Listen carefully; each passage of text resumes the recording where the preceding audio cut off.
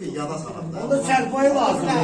Serpay yok. Elma. Hamı bir de Eşit ver, danışır. ver, söz versin Orada Bak danışır. birbirimize eşiden. Bir de Allah da bile mağazada bir de hatırlar. Bir de Əlavə et, əlavə eləyəsən. Sən tutar, atılda bilmirəm. Bana bak. Atamın adı Duman. Duman olur. Allah rəhmət etsin. Neşe koydu ona bak ha. Benim başlamışım asırındadır da. Azad, sən biraz zar. Asır diyorlar lan onu.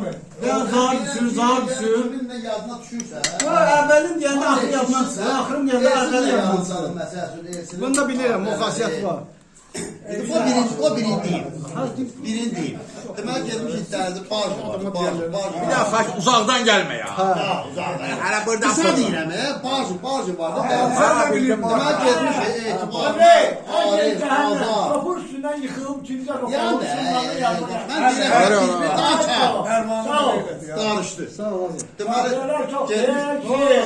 Onu işte peydan görmüşüm. Selam ver. Ha, ya. Elman bu tarih. Ana söz Ona qoyacaq da. Ha bir daha. Olmayacak. Elman bu var ha. Bu sen diyen çay soğuk. Elman sen diyen seleyfe o çay soğuk. Buradaca olmayacak. Hiç incime. Allah sana ruhsu var. Ana sen de kupulda. dinleme. Neymiş? Peydan görmüşüm. Peydan götürüyorum. Ha yani ben o günde sen yapmışsın bir erkekte kalmadı. Azad, çocuğum Yani insan aradı.